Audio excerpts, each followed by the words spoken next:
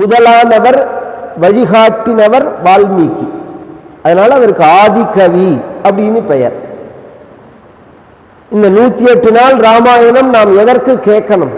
முதல்ல ராமாயணம் எதற்கு கேட்கணும் அப்படின்னு சொன்னால், ராமாயணம் அப்படிங்கிற அந்த வார்த்தைக்கு பொருளே ராமனுடைய வழி. ராமஸ்ய அயனம், அயனம்னா பாதை, ராமனுடைய வழி அப்படின்னா என்ன? தர்மத்தினுடைய வழி. தர்மம்னா என்ன? எல்லாருக்கும் அந்த சப்தம் காதுல விழுந்திருக்கு, நாம எல்லாரும் கேட்டிருக்கோம். தர்மம்னா என்ன அப்படின்னு, தர்மம் அப்படிங்கிற வார்த்தை நம்ம எல்லாருக்கும் காதுல விழுந்திருக்கு. அப்படின்னா என்ன? சுபாவம்னு அர்த்தம். தர்மம் அப்படின்னா சுபாவம்னு அர்த்தம். இதோ இப்ப இந்த பூவை பார்த்த உடனே இது என்ன மல்லிகைப்பூ எப்படி தெரிஞ்சுக்கிறேன்? அந்த மல்லிகைப்பூக்குன்னு ஒரு அடையாளம் இருக்கு. அது வெள்ளை கலர்ல இருக்கு, வாசனையில இருக்கு, அதனுடைய வடிவம், இந்த மூணும் அதனுடைய அடையாளமா இருக்கு. உலகத்துல ஒரு பொருளுக்குன்னு ஒரு அடையாளம் இருக்கு பாருங்க. அதை மற்ற பொருள்ல இருந்து எது வேறுபடுத்தி காமிக்கிறதோ அது அதனுடைய சுபாவம், அது அதனுடைய தர்மம். இதான் அடிப்படை விஷயம்ங்கிறது. இப்ப மனிதன் அப்படின்னு எடுத்துட்டா அவனுடைய தர்மம் என்ன, சுபாவம் என்ன? மனிதன் மற்றவர்கள்டேந்து எதனால் வேறுபடுத்தி காண்பிக்கப்படுகிறான் அப்படின்னு சொன்னா, சாப்பிட்றதுனாலயா, தூங்குறதுனாலயா, குழந்தைகளை பெற்றுக்கிறதுனாலயா அப்படின்னா அப்படி கிடையாது. இது உலகத்துல எல்லாருக்கும் உள்ள இயற்கை. ஆகார நித்ராபய மைதுனானி சாமானியமேதத்து பசுபிர் நரானா. சாப்பிட்றதோ, தூங்குறதோ, குழந்தை பெற்றுக்கிறதோ, நம்மளை காப்பாற்றிக்கணுங்கிற உணர்ச்சியோ இது உலகத்தில் உள்ள எல்லா ஜீவனுக்கும் பொது. நான் சாப்பிட்றதுனால நான் உயர்ந்தவன் ஒருத்தர் சொல்லிட முடியாது. நாம சாப்பிட்றோம், நாயும் சாப்பிட்றேன். இப்போ ஒரு கேள்வி கேட்கலாம். நான் இன்னைக்கு ராமநவமி பாயசம் பண்ணி சாப்பிட்டேன், நான் என்ன பாயசமா சாப்பிட்றது? அப்ப சாப்பிட்றதுனால 2 பேரும் ஒண்ணுன்னு சொல்றேலே அப்படின்னு சொன்னா, ஒன்று மனசுல வாங்கிக்கணும். நாம் ஒரு பொருளை உயர்வா நினைக்கிறோம், நமக்கு நாம் உபயோகிக்கக்கூடிய பொருள் உயர்வு. அதுபோல நாய்க்கு அது உபயோகிக்கிற பொருள் உயர்வு. இதை ஒரு உயர்வு தாழ்வு அப்படிங்கிற அந்த தாட் இருக்கு பாருங்க, அது அவரவர்களை சார்ந்தது. ஒரு பொருளை உயர்வாகவும் தாழ்வாகவும் நினைக்கிறது அவரவர்கள் மனோபாவம். புரியுற மாதிரி சொல்ற. 2000 ரூபாய் நோட்டு வந்திருக்கணும், இது 2000 ரூபாய் சார் அப்படின்னு சொல்லி படிச்சு பத்திரமா வைக்கிறோம், அவ்வளவு உயர்வா சொல்றோம்.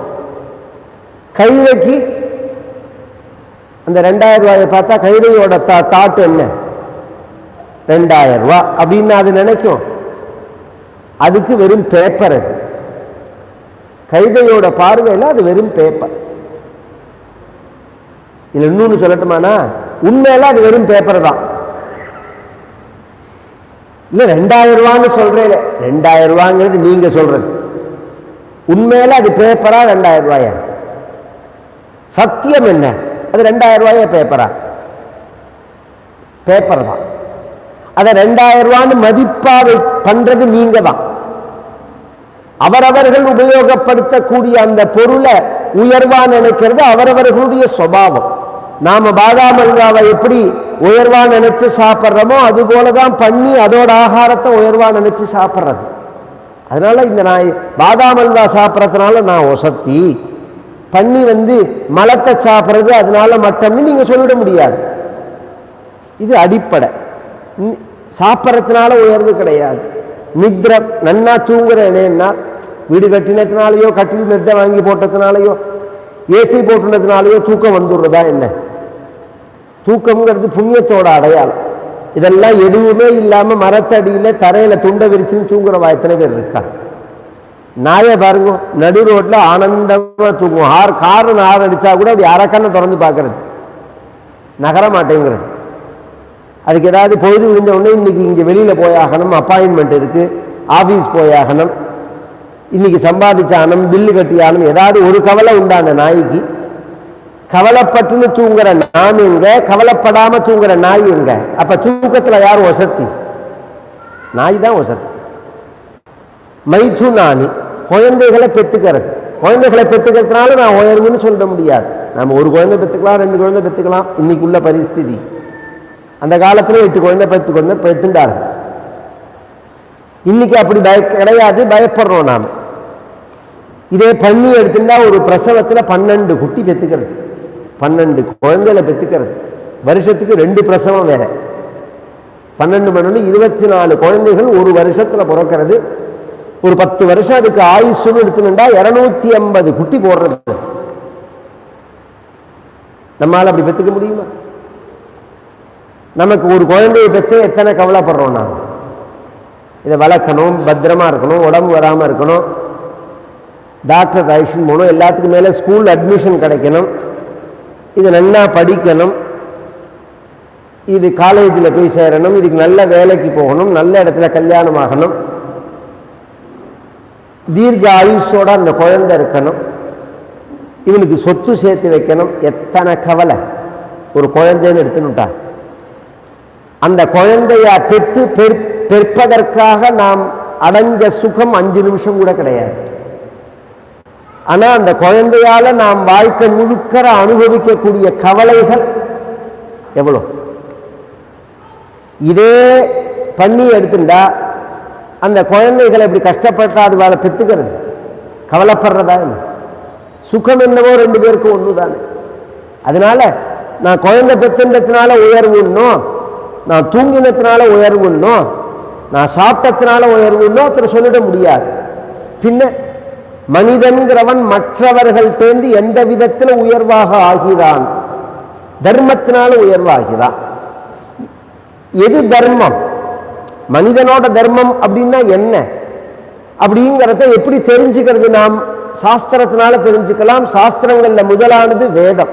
அந்த வேதம் சொல்றது ஆச்சாரியாய பிரியந்தனமாஹிருத்ய பிரஜாதந்தும் மாவ்யவச்சேத்ஸீஹி சத்யான்ன பிரமதிதவ்யம் தர்மான்ன பிரமதிதவ்யம் குஷலான்ன பிரமதிதவ்யம் பூத்தீன பிரமதிதவ்யம் ஸ்வாத்யாய பிரவச்சனாப்யான்ன பிரமதிதவ்யம் தேவபிதிருக்காரியாப்யான்ன பிரமதிதவ்யம் மாத்ருதேவோ பவ பித்ருதேவோ பவ ஆச்சாரிய தேவோ பவ அதிதி தேவோ பவ.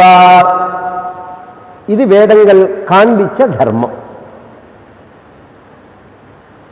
சத்தியான்ன பிரமதித்தவ்யம், சத்தியாதி ஆத்ம குணங்கள்லேருந்து நழுவாம இரு.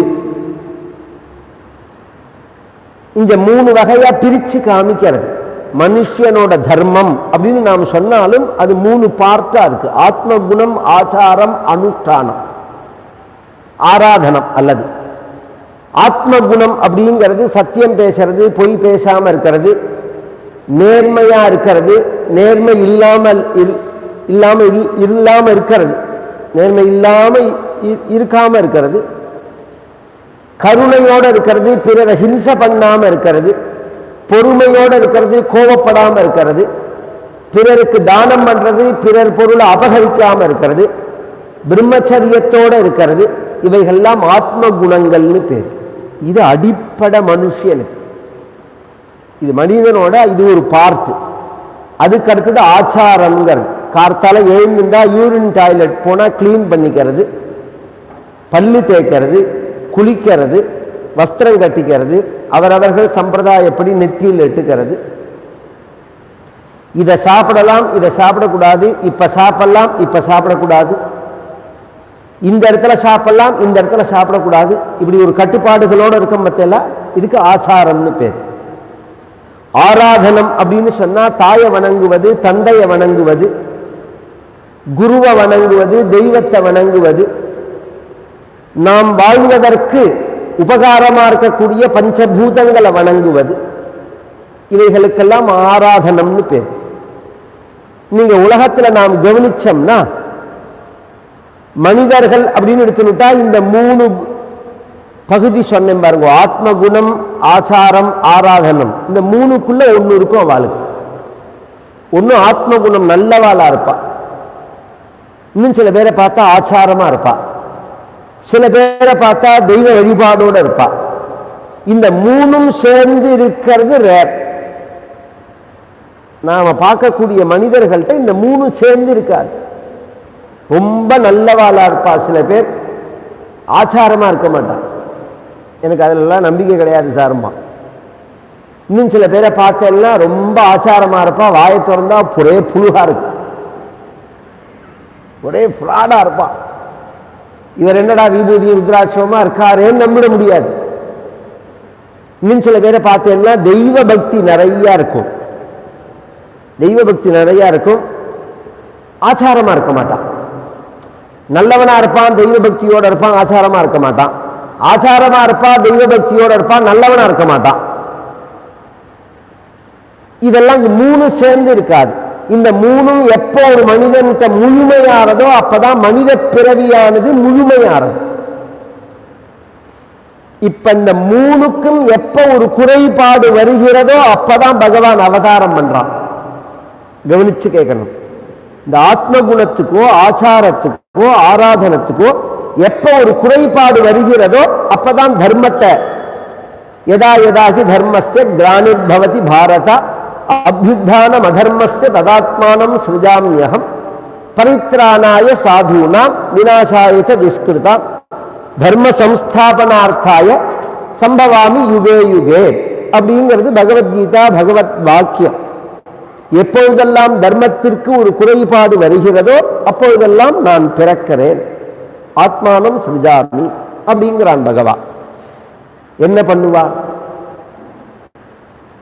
இது காலம். காரியம் பரித்ராணாய சாதூனா, நல்லவர்களை ரட்சிப்பேன். விநாசாயச்ச துஷ்கிருதா, கெட்டவர்களை அழிப்பேன். கவனிச்சு கேட்கணும். கெட்டவர்களை அழிக்கிறது நோக்கம் கிடையாது பகவானுக்கு, நல்லவர்களை காப்பாற்றுறது தான் நோக்கம். புரியுற மாதிரி சொல்றேன். நம்ம வீட்டை சுத்தி ஒரு கார்டன் வைக்கிறோம், தோட்டம் போடுறோம், நல்ல நல்ல பூச்செடியெல்லாம் அதில் கொண்டு வைக்கிறோம். அதுக்கு நடுப்புல தேவையில்லாத செடிகள் முளைச்சா என்ன பண்ணுவோம்? நாம புடுங்கி போடுவோம். எதுக்காக புடுங்குறோம்? அதை இந்த நல்ல செடியை அது பாதிக்க கூடாதுங்கிறதுக்காக. கெட்ட செடியை புடுங்கிறதுங்கிறது நம்மளுடைய நோக்கம் இல்லை. அப்படி இருந்தா ரோடுல எத்தனை முளைச்சு கிடக்கு, புடுங்கி போட்டுட்டே போலாமே. நாம அந்த காரியத்தை பண்ணலையே. எப்ப நம்மளுடைய நல்ல செடியை அது பாதிக்கிறதோ அப்ப அந்த கலையை எடுக்கிறோம் நாம. அதுபோல சாதுக்களுக்கு எப்போ ஒரு ஹிம்சை வரதோ, எப்போ ஒரு கஷ்டம் ஏற்படுறதோ, அதை யார் கொடுக்கிறார்களோ அவர்களை பகவான் சம்ஹாரம் பண்றதுக்காக அவதாரம் பண்றான். விநாசாயச்ச துஷ்கிருதா தர்ம சம்ஸ்தாபனார்த்தாய, தர்மத்தை நிலைநாட்டுவதற்காக அப்படிங்கிறார். இங்கதான் முக்கிய கவனம். சாதுக்களை ரட்சிக்கிறதுனாலையும் தர்ம சம்ஸ்தாபனம் ஏற்படுறது, துஷ்டர்களை சம்ஹாரம் பண்றதுனாலையும் தர்ம சம்ஸ்தாபனம் ஏற்படுறது. இந்த ரெண்டு மட்டும் போராது. ஏன் அப்படின்னா முதல்ல தர்மம்னா என்னன்னு தெரியணுமே. அதுதானே இந்த அடிப்படை விஷயமே. இப்போ ஒரு குழந்தை, பகவானுடைய அவதாரத்துக்கு ஒரு உதாரணம் சொல்லணும்னா, ஒரு குழந்தை சுவாமிக்கு நமஸ்காரம் பண்றதுன்னு நாம் சொல்றோம்.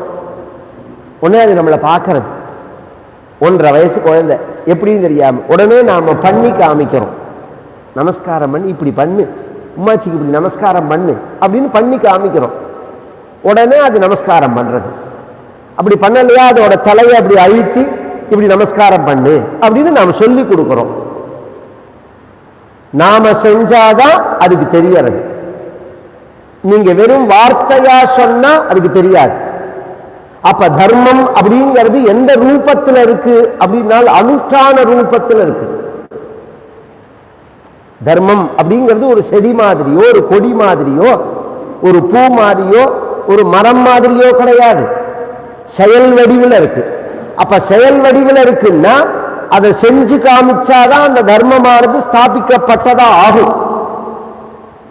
அவதாரங்கள்ல சாதுக்களை ரட்சிச்சத்துக்கு சில அவதாரம், துஷ்டர்களை சம்ஹாரம் பண்றதுக்கு சில அவதாரம், அந்த தர்மத்தையே செஞ்சு காமிச்ச அவதாரம் ராமாவதாரம்.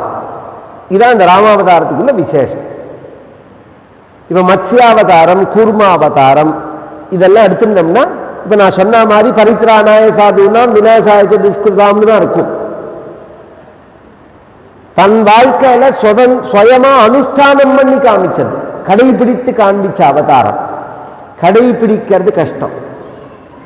சத்தியம் வதா அப்படின்னு ஈஸியா சொல்லிடலாம், சத்தியத்தை பேசு அப்படின்னு சொல்லலாம். அந்த சத்தியத்தை பேசுறதே உள்ள தர்ம சங்கடத்தை அனுபவிச்சாதான் புரியும். அது